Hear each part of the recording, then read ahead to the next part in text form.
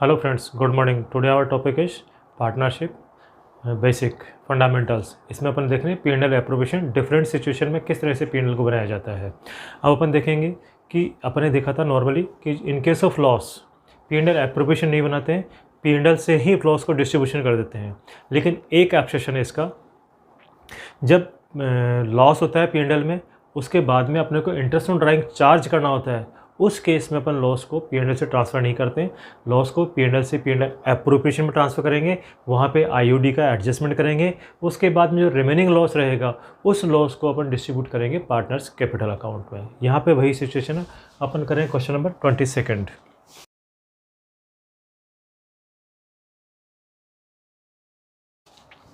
AB are the partners in a firm sharing the profit in the ratio of 1:2.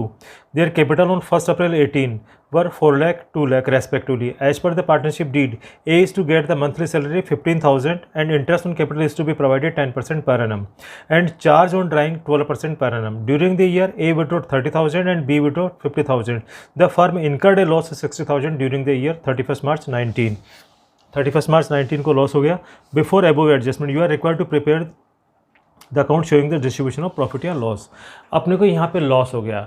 जब कभी loss हो जाता है उस केस में no salary, no interest, no commission.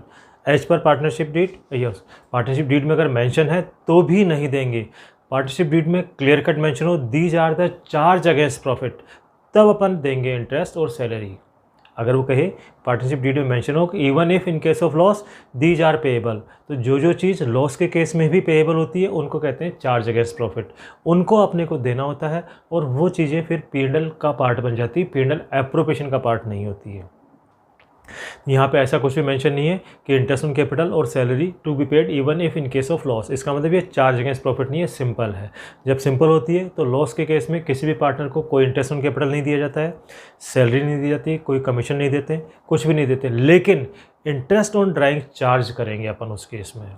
तो यहाँ पे लॉस होने के बावजूद भी आप इस लॉस को P&L से डिस्ट्रीब्यूट करने की बजाय P&L एप्रोप्रिएशन में ट्रांसफ़र करेंगे। लॉस अपने पास में 60,000 रुपये, तो ये P&L एप्रोप्रिएशन में ट्रांसफ़र कर दिया और उसके बाद IOD चार्ज करेंगे अपन। IOD चार्ज करके रिमेनिंग जो लॉस रहेगा उस लॉस को प्रॉफिट शेयरिंग रेशियो में डिस्ट्रीब्यूट करेंगे। IOD क्या कह रहा है आपने को, ये A is to get the monthly salary 15,000 and interest on capital is to be provided 10% and charge on drawing 12% per annum. A 30,000 and B 50,000. A के हैं 30,000, B के हैं 50,000 at the rate of 10%, charge 12%। 12% आपको IOD charge करना है and charge drawing 12%। A 30,000। अब इसका जब डेट नहीं देते तो 6 महीने का इंटरेस्ट लगाते हैं, तो इसका इंटरेस्ट हो गया आपके पास में 1,800 रुपये और इसका हो गया आपके पास में 3,000 रुपये। 3,000 रुपये हो गया आपके पास में ये इंटरेस्ट। तो IOD हो जाएगा आपके पास में 1,800 और 3,000, टोटल हो गया 4,800। अब आपके पास में जो रिमेनिंग लॉस रहेगा उस लॉस को डिस्ट्रीब्यूट करेंगे पार्टनर्स में प्रॉफिट शेयरिंग रेशियो में। 60,000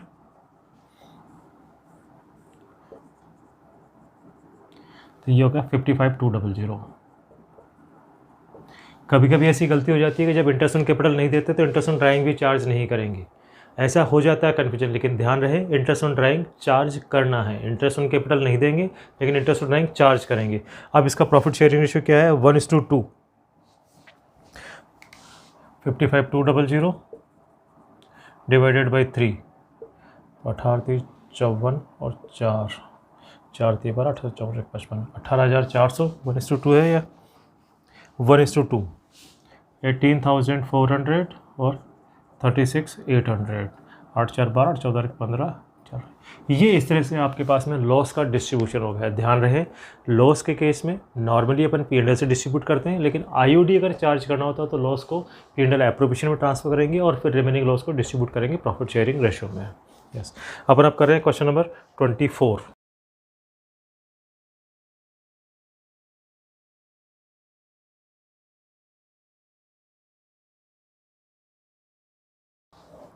यहाँ पे आपके पास में एक डिफरेंट सिचुएशन है। यहाँ पे आएगा प्रॉफिट तो है अपने पास में, प्रॉफिट है, इसलिए उसका डिस्ट्रीब्यूशन P&L एप्रोप्रिएशन से होगा, लेकिन insufficient profit, less than appropriation. जितना आपको पार्टनरशिप डीड के हिसाब से पार्टनर्स में प्रॉफिट का डिस्ट्रीब्यूशन करना, उतना प्रॉफिट है ही नहीं। आपको किसी को पार्टनर को सैलरी देनी है, किसी को कमीशन देना है, किसी को इंटरेस्ट देना है, तो ये सबका पूरा पेमेंट हो जाए, इतना प्रॉफिट नहीं है आपके पास में। तो इसको कहते हैं लेस देन एप्रोप्रिएशन। प्रॉफिट तो है लेकिन लेस देन एप्रोप्रिएशन है। उस केस में जो प्रॉफिट का डिस्ट्रीब्यूशन होता है, that was a payment ratio. Payment ratio में डिस्ट्रीब्यूशन होगा। किसी किसी जगह पे यहाँ पे कैपिटल रेशियो भी कह देते हैं, लेकिन कैपिटल रेशियो जस्टिफाइड सिर्फ एक ही केस में होगा, जब आपको केवल आईओसी देना होता है। जब आईओसी देना होता है तो सिर्फ आईओसी के केस में पेमेंट रेशियो और कैपिटल रेशियो दोनों एक होगा। अगर आईओसी के अलावा और कुछ भी पेमेंट करना होता है पार्टनर्स को, तो यहाँ पे अपन उसका पेमेंट रेशियो कैलकुलेट करेंगे। इसलिए ध्यान रखें, यहाँ payment ratio is the proper word, लेकिन एग्जाम में ध्यान रखना कभी कभी कैपिटल रेशियो भी आ जाता है, तो सिर्फ आईओसी के केस में कैपिटल रेशियो सही होगा।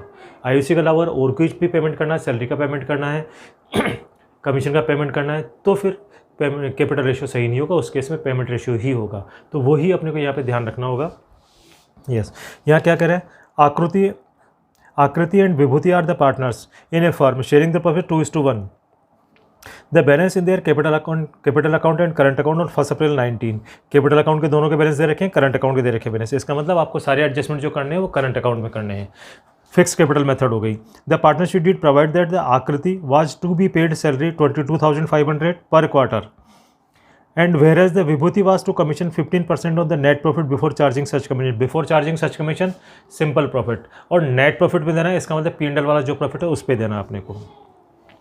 interest on capital was to be allowed 6% per annum, whereas the interest on drawing was to be charged 10% per annum, and the drawing of Akriti 40,000 drawn on 1st July 19 and Vibhuti withdraw 30,000 on 1st December 19। the net profit of the firm for the year before making above adjustment was 1 lakh. Net profit जो है वो 1 लाख रुपये by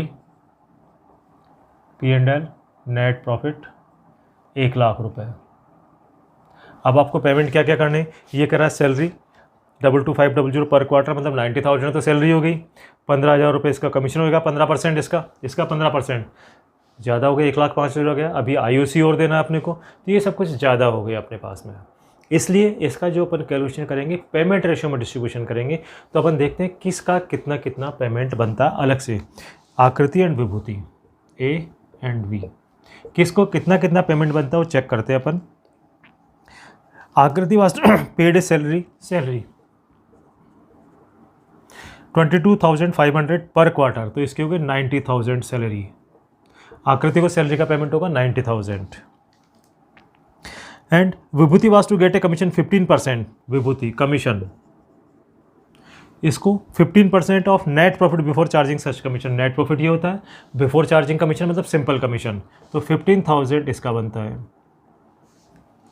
फिर कह रहा है interest on capital was to be allowed 6% IOC, 6% 18,000 रुपये इसके बनेंगे और 12,000 रुपये इसके बनेंगे। 18,000 और 12,000 हो गया आपके पास में। And where is the interest on drawing was to be charge 10%। IOC आपको चार्ज करना पड़ेगा, तो यहाँ पे direct IOD Akriti and Vibhuti 10% है। Drawing of Akriti was 40,000 drawn on 1st July, IOD